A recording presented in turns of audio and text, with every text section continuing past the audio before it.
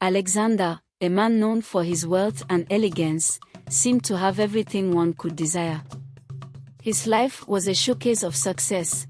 Luxury cars, exorbitantly priced watches, and stylish clothing were part of his daily routine.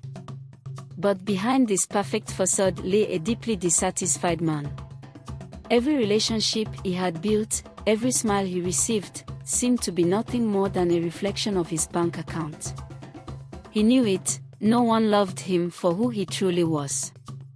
Is it possible to be loved for oneself and not for what one owns? He wondered as a new wave of loneliness washed over him.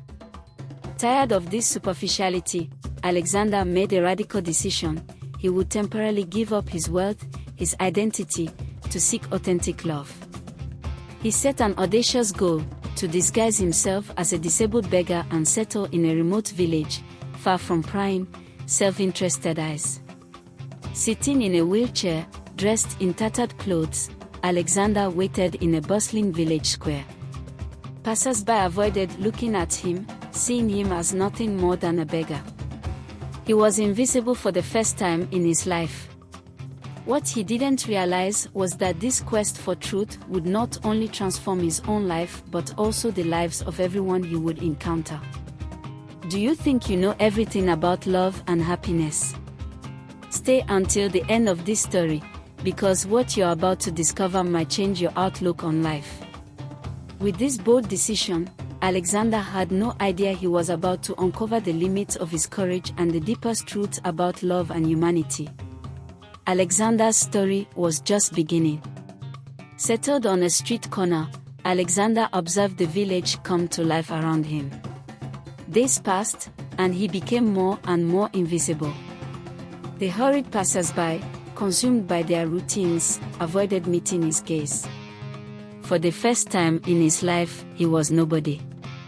This invisibility weighed heavily on him, but he saw it as a necessary test to achieve his goal, to find someone who would love him for who he was and not for what he possessed. One morning, as the sun illuminated the market stalls, a young woman stopped. She had a radiant smile, but her simple appearance betrayed a life of struggles. Her name was Naima.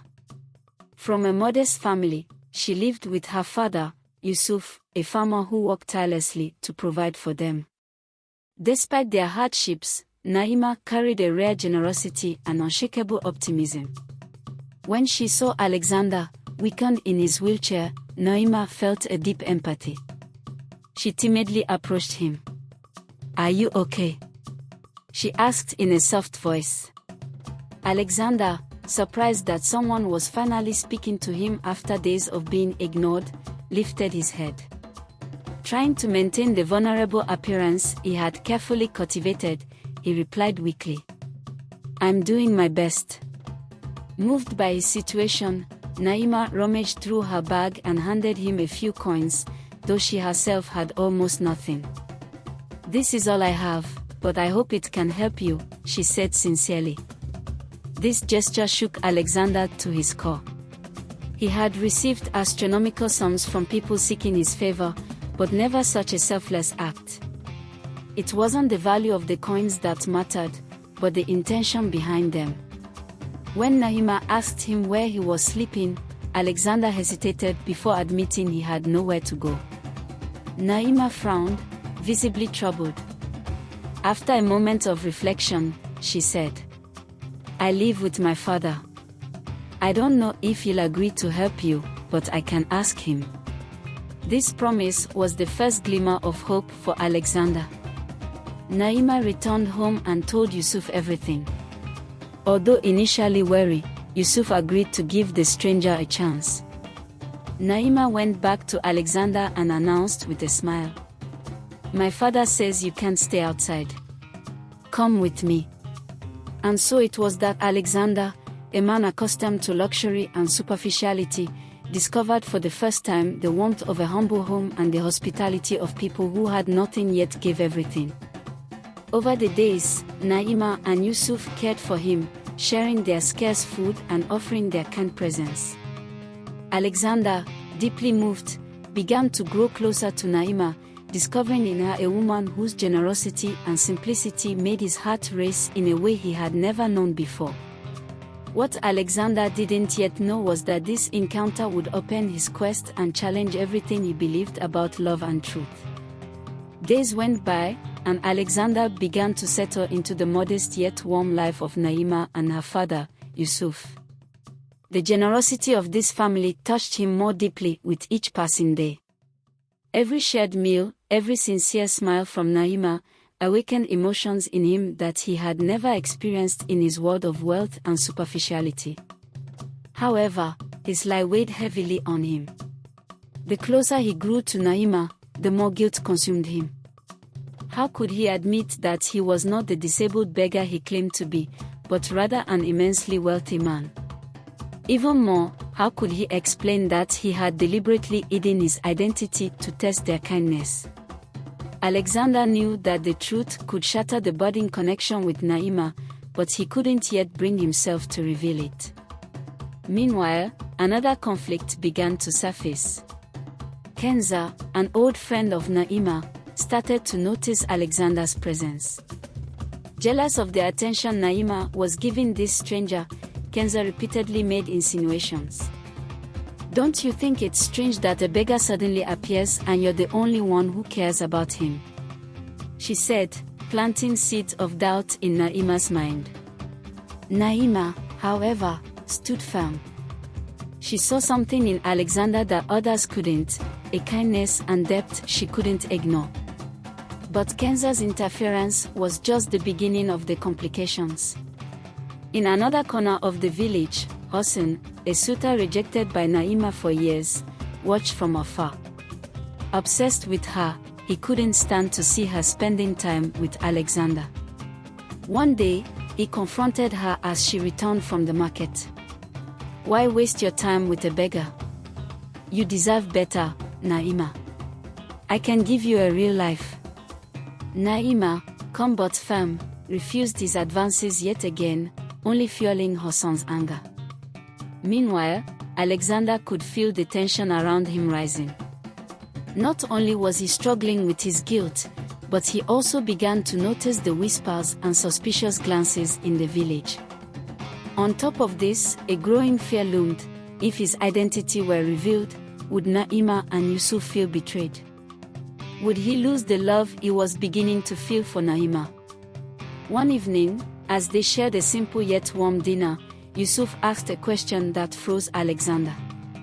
"How did you get here, Alexander? What is your past?" Panicking, Alexander fabricated a story of hardship, claiming that an accident had left him paralyzed and destitute.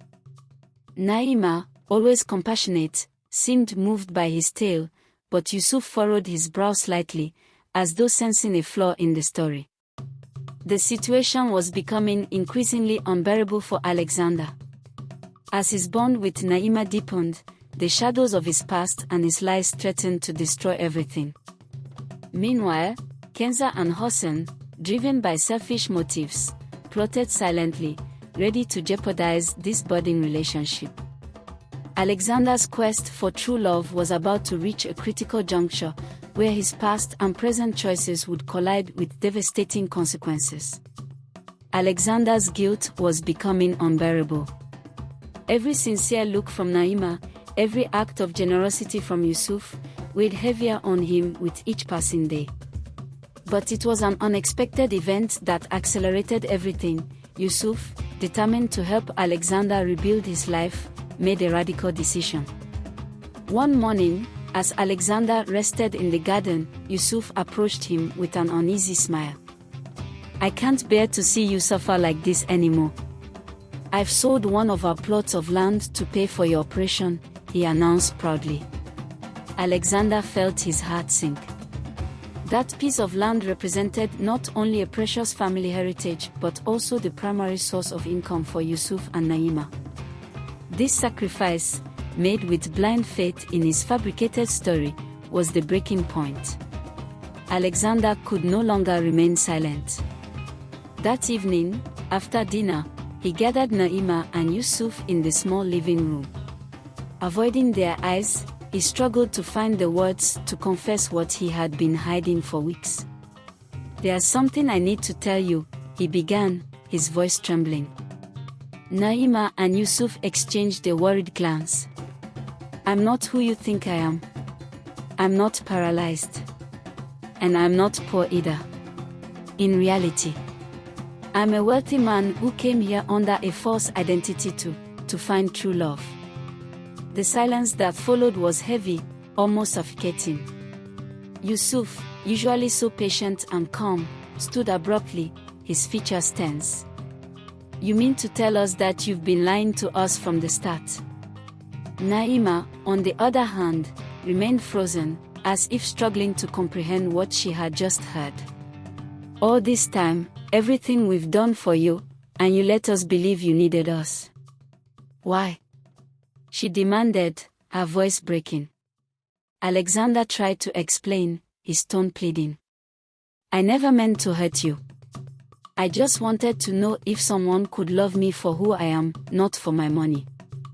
I didn't know you would be so incredible." But his words only deepened the pain. "Incredible?" Yusuf snapped, furious. "I sold land that's been in my family for generations for a lie."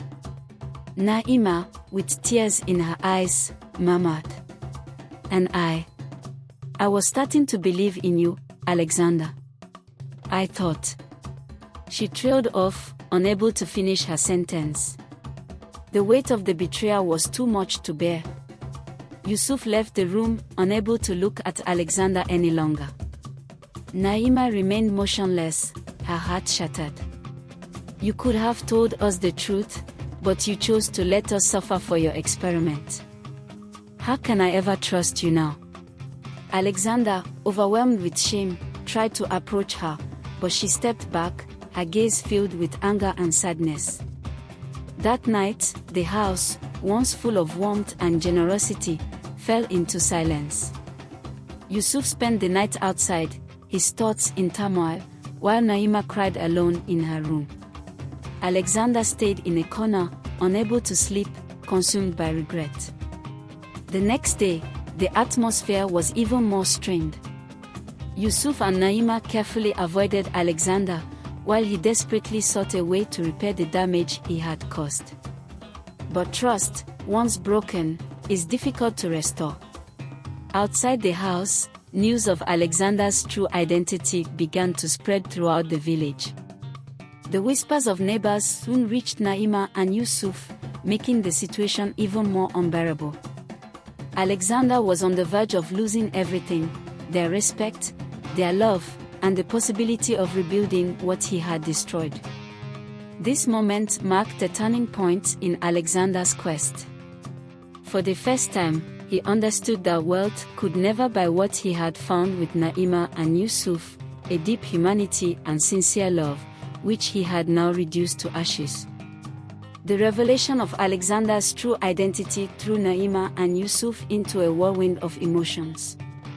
The bond of trust they had built with him seemed irreparable. Yusuf, a humble and wise man, had sacrificed everything to help a stranger he believed to be in need. The weight of this betrayal was immense, but it was Naima's heartbreak that affected Alexander the most. In the days that followed, Naima avoided all contact with him. The silence in the house was oppressive, broken only by the whispers of neighbors who had learned the truth. Alexander had become the subject of gossip throughout the village. Some mocked him, others condemned his actions, but most were outraged by the suffering he had caused Naima and Yusuf. Yet the storm was far from over. Alexander knew that his lies had consequences far beyond his house. In the city, his father, Victor, had learned where he was and the reasons for his disappearance. Furious, Victor sent men to the village to handle the situation. Their mission was clear: to pressure Yusuf and Naima to cut all ties with Alexander. One night, as Yusuf returned from work on the farm, he was ambushed by these men. They beat him brutally, leaving his body unconscious on the path. When neighbors found him, he was barely breathing. rushed to the hospital. He fought for his life. This attack shook the entire village, but above all, it devastated Naima, who was inconsolable as she watched her father between life and death. When Alexander learned what had happened, he felt a rage he had never experienced before. He knew it was the work of his father, and he swore never to let him control his life or harm those he loved again. He rushed to the hospital, where he found Naima at Yusuf's bedside, holding her father's hand with silent tears streaming down her face. "This is your fault," she murmured without even looking up. "If you hadn't come into our lives, none of this would have happened." Those words broke Alexander, but he understood Naima's anger.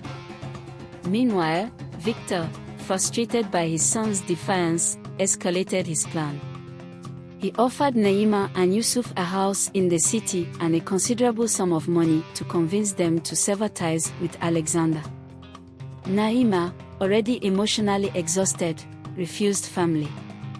"We are not for sale," she declared, staring Victor straight in the eyes.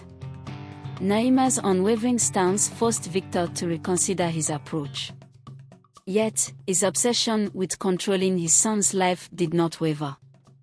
Back at the hospital, burdened by pain and guilt, Alexander made one last attempt to speak with Naima. "I know I've ruined everything," he said in a trembling voice. "But I can't let you face all this alone. I'll do whatever it takes to make up for my mistakes." Naima, tears in her eyes, looked at him with an expression that mixed pain and hope. "If you truly want to make things right, start by leaving us alone." Those words felt like a dagger to Alexander's heart, but he understood that he needed to respect Naima's wish, even if it meant staying away from her. As Yusuf slowly began to recover from his injuries, Naima cautiously resumed her life, avoiding any contact with Alexander. For his part, Alexander confronted his father with a cold fury. "If you harm these people again, you'll never see me again," he declared, defying Victor for the first time in his life. Victor, taken aback by his son's determination, began to realize that his actions had destroyed what he thought he was protecting, his relationship with Alexander. Alexander's choices had shattered trust and caused deep wounds, but they had also taught him an essential truth: true love is not built on lies, but on sincerity and respect. As he left the village, Alexander knew he had to rebuild himself, not to win back Naima's love, but to become the man she deserved. Time passed, but the wounds left by Alexander's lies and his father's violence were still fresh. At the hospital, Yusuf, though weakened, continued to show admirable resilience. With the help of neighbors, Naima cared for him day and night. Meanwhile, Alexander had withdrawn from the village after Naima's heartbreaking words, understanding that he needed to give them the space to heal. But this departure was not an escape. Alexander knew he owed Naima and Yusuf a debt far greater than any amount of money could repay. Back in the city, he confronted his father with unshakable determination. "If you still want to call me your son, you'll fix what you've destroyed," he declared coldly. For the first time, Victor faced his son's firmness and relented. At Alexander's insistence, Victor arranged for Yusuf to be transferred to the best hospital in the region, covering all of his medical expenses. He also used his influence to purchase additional land and offered it to Yusuf as compensation for what he had lost. Over the weeks, Yusuf slowly recovered, and Naima, though wary, couldn't ignore Alexander's gestures. Still, she kept her distance. One day, as she sat in the garden of their home, Alexander returned to the village, empty-handed but with a heart full of sincerity. He approached her humbly. "I know I've hurt you deeply, Naima. And I don't expect you to forgive me. But I wanted to tell you that, thanks to you and Yusuf, I've learned what it truly means to love and be loved. If one day you find a place in your heart to forgive me, I'll be here." Naima remained silent, her emotions a mix of anger, sadness, and compassion. "I don't need your words, Alexander," she finally replied. "What I want are actions." Those words marked a new starting point for Alexander. He decided to stay near the village, working to restore what he had broken. He funded community projects, helping the villagers improve their lives without ever imposing his presence. Slowly, the villagers began to see him in a new light. Naima watched these changes from afar. Her barriers began to crumble as she saw Alexander's sincerity. It wasn't a magical moment, but a slow and gradual process. Over time, she allowed him to re-enter her life, not as a wealthy man, but as someone transformed by his mistakes. Ultimately, Alexander and Naima built a relationship on solid foundations: truth, patience, and genuine love. It was a long journey, but together they learned that the greatest lessons often come from the worst mistakes. Did this story touch your heart? Share your thoughts in the comments. If you believe in the power of forgiveness and true love, subscribe to discover more inspiring and emotional stories. Don't forget to turn on the bell so you don't miss a thing. The story of Alexander, Naima, and Yusuf is a poignant lesson about the value of sincere love and true humanity. Alexander, once blinded by his wealth and quest for authenticity, learned that authentic relationships cannot be bought or tested through deception. His lies caused deep wounds, but they also revealed essential truths. True love requires transparency, respect, and sacrifices. Naima and Yusuf embody timeless values: generosity, forgiveness, and resilience. Though they were deceived, they showed that it is possible to overcome pain and rebuild, even after a betrayal. Their ability to offer a second chance reminds us of the importance of compassion in a world often dominated by distrust and self-interest. Victor, Alexander's father, represents another aspect of this lesson. Greed and control always end up destroying what is truly valuable. It was only by recognizing the depth of his mistakes that he could begin to repair the harm he had caused. In the end, this story teaches us that love and authentic human connections are worth far more than wealth or power. No amount of money can buy a sincere heart. Let us cultivate bonds based on honesty and kindness, for they are the ones that, even in the face of trials, bring us true happiness. If this story inspired you, share it and subscribe to discover more tales rich in emotion and life lessons.